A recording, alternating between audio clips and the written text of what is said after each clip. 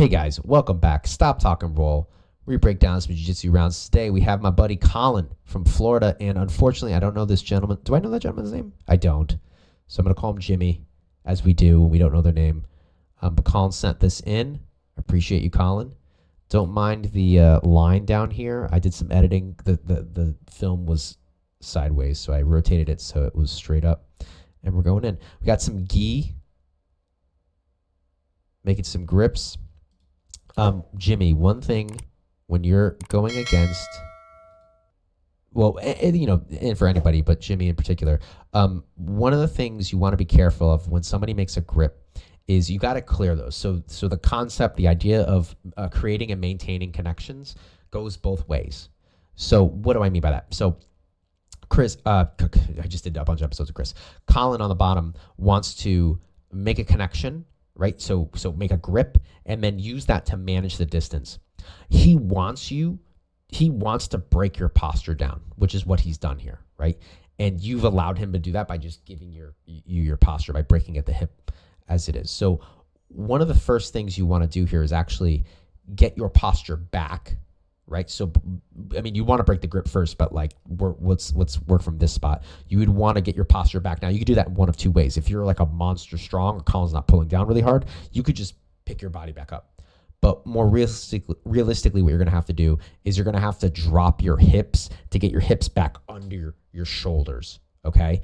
And then from there, break the grips, stand back up, and re-engage from there, okay?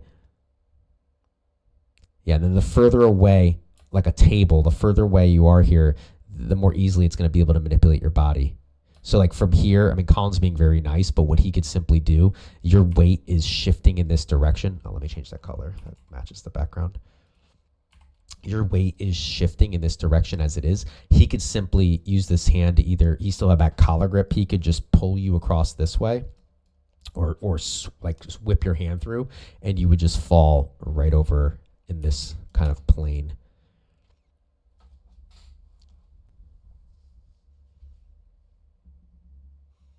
Colin, and that's one thing you could do, Colin. Colin, obviously you have a omoplata, you have some triangles, some options here.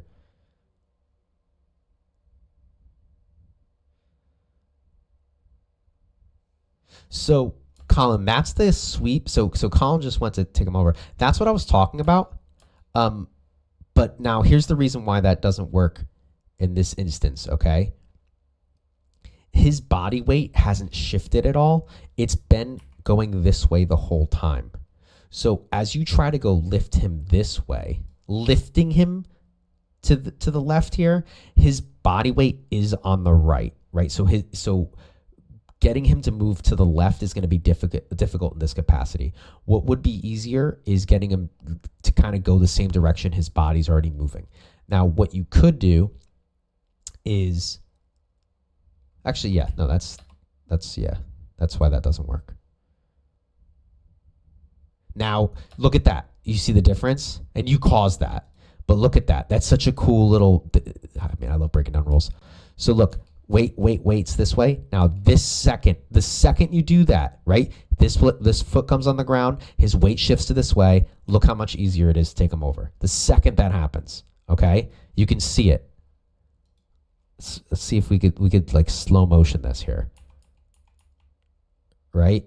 So like, look, his weight's on this side, his weight's on this side, his weight's on this side, right? His weight's still on the side, and then right there it shifts. Right there it shifts. Boom. Instantly it shifts. You take him over. Okay? What would that concept be? These are the things I gotta learn now, right? Like, how do I teach that? I guess it's destabilization, right? So you're destabilizing them. And it's shifting. It's a principle of like shifting weight. So I have to think about that more. But it'd be some kind of principle of shifting weight left and right.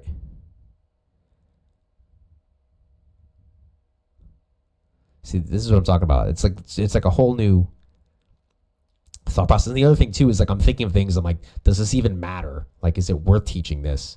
Is it worth learning this? I don't know. Colin, one of the things you had right there, you could look for. So as you come up, I went back too far. I'm sorry. We were just talking about this in the last episode of the mount, though. You see how right here, as Colin's, he goes to push up on Colin's upper body, he just shifts his other leg up, right? Just brings it up a little bit, makes it nice and easy. What you want to do from the bottom, oh, he almost got out right there. What you want to do from the bottom, all right, this is, oh, my guy left. No. All right.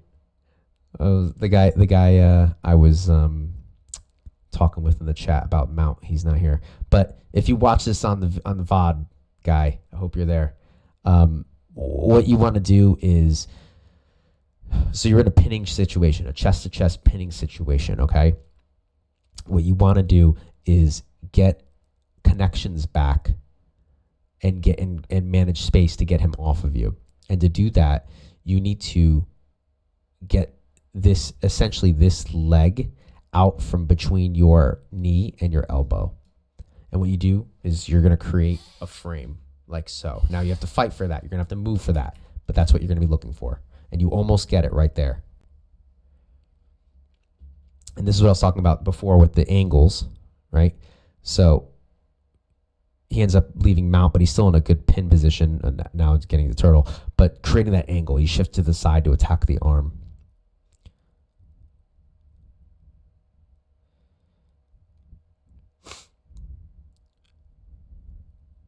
Nice. Very beautiful. Love it. Love it. Now from here, once they connect their hands, you can look to choke. Yes. Beautiful. You have the gi. You have triangle options. Jimmy, what you want to do is you want to be looking to free your elbows.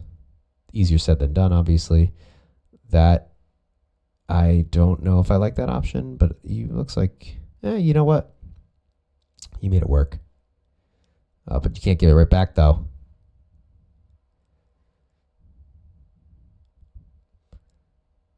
Oh, very nice.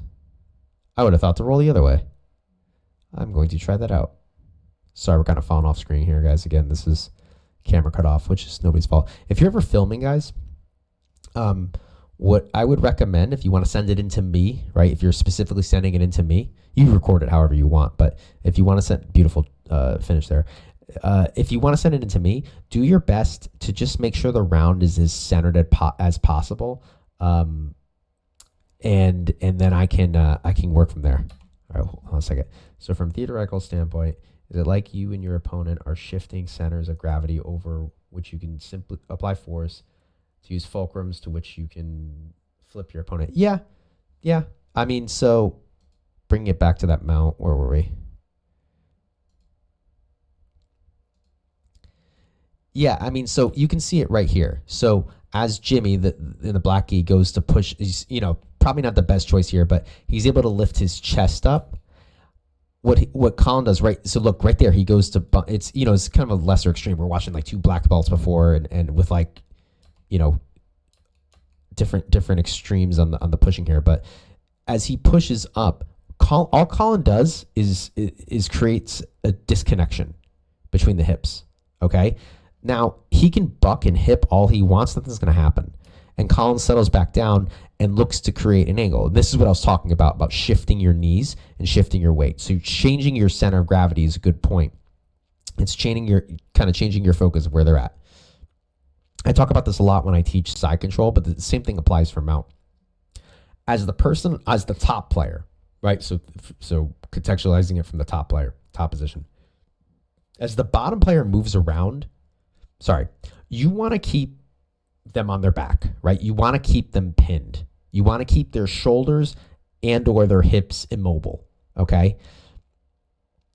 And to do that, you have to apply pressure. There's a bunch of things you have to do, but basically you have to stay on top of them, keeping their shoulders and their hips immobile. In order to maintain that, because the person on bottom is going to move, that's normal. They're going to move around and try to get out. You have to move with them. So an easy way to understand this is side control. I'm chest to chest, right? So I have my sternum directly above their sternum, okay? And I'm sideways. My head's over here. My legs are on this side, okay? As they turn into me on the bottom, if I don't adjust, they're going to completely turn they're gonna create space and they're gonna be able to get their legs back in. If they turn away from me and I don't adjust, and I just try to keep my chest chest to chest and don't move, I'm going to fall over, right? If they turn away from me and I just keep chest to chest, I'm going to roll over. And now that seems silly, but that's what will happen if I don't make some adjustment. So what I need to do is, as they turn into me, I need to rise up on their chest and now put my weight here to keep them pinned. And as they turn away from me, I need to fade on their chest to keep them pinned, right? And then obviously as they sit up, I need to adjust my weight here. And as they try to use their hips more, I need to adjust my weight here, right? So as they move, as they're moving around on the bottom, I have to constantly be adjusting my top position to keep the pin, okay? And Colin does that really well right here. Now, one of the things that's really nice about understanding jiu-jitsu and thinking about this is you have to, I would highly implore you to take points out of the situation, because points creates a misunderstanding of what good top position is, top control. Did that make sense? So if I'm thinking points, right? Okay, I passed the guard, I got my 3 points, knee on belly will get me 2 more, and mount will get me 4 more. So mount must be the best. I have to maintain mount. But that's not true. You want to maintain top control, top position, a pin. So mount, knee on belly, side control, north-south, back to side control, back to knee on belly, and constantly moving around. In this case, we see a crucifix come into play. There's constantly this full 360-degree circle of controlling someone, okay? And that's crucial to having top control. So it's not just a matter of like shifting necessarily like centers of gravity or this or that. It's constantly applying the correct pressure as the bottom player moves, because the bottom player is always going to be looking to get their frames back in, to get them off of you, et cetera, et cetera. You have to adjust to that. I hope that answers your question. All right, so when you see here, he gets to the crucifix and whatnot. I get rolled over by the fat brown belt. Gives up side control every time, so that made a lot of sense. Yeah, you know what though? I would roll with that guy every single time, because you're going to learn this with that guy. That's how I learned it. And I had a blue belt when I was a blue belt. Nate, he had a fantastic side control escape, and I got really good at not letting him hit that on me. And he used to hit it on everybody. And it was a roll. Like, he would grab my head and roll me. And I actually got hit at one of our brown belts just did it to me recently, and it made me laugh hysterically, because again, it's like one of those things that I haven't gotten hit with him forever. Dennis hit it on me. I think I might have actually have it on film. All right, so we get the crucifix, we get the finish. Nice job, and we reset. Here we go. All right, so playing a butterfly guard, top player elects to sit back and makes those grips, and Colin's going to walk right through. Again, sorry about the camera, guys. And right back. Beautiful pass. So it's kind of like a misdirection here. Right, so he goes one way. He gets your whole body turning one way and then just comes right back around. This is really important. Again, another concept, I talk about this a lot. Getting their knees pointed one way, so his whole body is oriented one way, and then you just walk around the other side. Really good. That's also helpful for control from the top position as well. Getting chest to chest here, it's going to be easier for Jimmy on the bottom to escape in the direction that his knees are pointing. Now, doesn't mean you can't exist there on top. Obviously, Colin's doing that just fine right now, but you do need to be aware of it. Right? So here, this is a great example. I know we're kind of falling off screen. Oh, actually, it looks a lot better for you guys than it does for me. So as Jimmy turns into Colin here, Colin's going to apply pressure back. Now, if he just maintained chest to chest at the sternum, he would have no control over him right now. But his pressure is coming back into him up on like the shoulder, right up here. And that's what's keeping him down. Now, this is kind of a risky situation, again, because Jimmy's knees are pointed towards Colin, right? So Colin's going to look to either... Oh, wait, actually, I think he has a choke in. This is the gi. He's able to turn around. There's something clicking in the background. I have no idea what it is. It's super annoying. I hope you guys can't hear that. I don't think it's picking up. And we sit for an arm bar. Right, maintaining connection, shoulder connection. And that's one of those finishes, right? Twisting, bending, strangulation. That's a bend. Bend, creating a fulcrum behind the elbow or by the arm, and can't hear it. Hello? Testing. I think the mic's working. I'm sorry.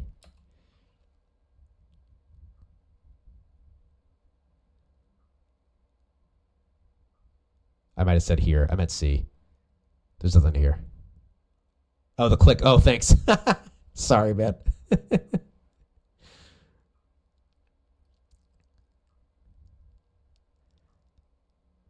Close guard.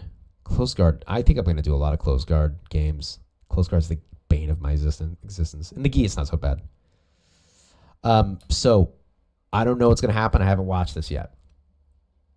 Based on, and I want you to pause the video and think about this. And this might not happen. I literally have not seen this yet. Based on Jimmy's body positioning right now, I think it might be a little obvious, but where do you think that he's going to go? And how could Colin potentially facilitate that? All right, take a second. Think about it. I'm just going to go ahead because you guys can pause and think however you want. A very simple way right now for Colin to take advantage of this position is to just, he already has this overhook here, just to simply drive Jimmy in this direction. Now, he could do that by teetering this half of his body over here, and he could also do that by using his right arm and driving through the, getting underneath, getting an underhook, right? Getting that inside position and driving right over and taking a hook and clicking, yeah, and hooking into his leg and just take him right over. Let's see what happens. I legit have not seen this.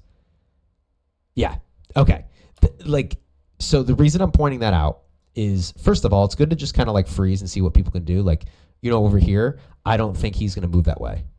Yeah, because he's nice and based. But you can see Jimmy, your base is very disconnected. You want to be careful taking your head this far away from your legs like this. There's a time and a place to do it. I would say the time is when you have control of their legs, meaning they're either not in the picture or you have them wrapped up. When you don't have control of their legs, it's hard because you don't have good base. I mean, just straight up. So we come over, we're in a half guard, a chest-to-chest position, and the fight for the underhook, the fight for inside control is huge right now. The good thing about getting rolled over in the situation is that Jimmy had double unders, had double inside control, but Colin was able to negate that. And it looks like we're in a very similar position from earlier, maybe like just in the second half of the roll. Looking to clear limbs, good job. And come through, very nice. Good chest pressure. Love that. Love that. Yep. You had a dart. Ooh. That's a Bravo, I believe that's called. So that double closure, in case you didn't see it, if you haven't seen that before, much like a Darce choke. So he's got a grip here. So the closure on his neck is going to be right here. Rolled over. Yeah, there you go. Right there. And then chest pressure. So the double closure is happening from his hand on the grip right here. And then Jimmy's own shoulder. Okay. So if you're kind of newer to this or just kind of seeing this through, I'll consider all strangles are going to happen from double enclosure around the neck.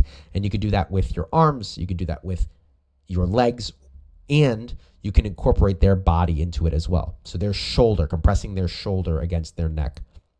This can happen in many other ways too, but that's generally the major ones that we see in jiu-jitsu. All right. Colin, thanks for submitting that round. Please like, subscribe, and if you want to get a round in on the show, check out the description below. Okay, bye.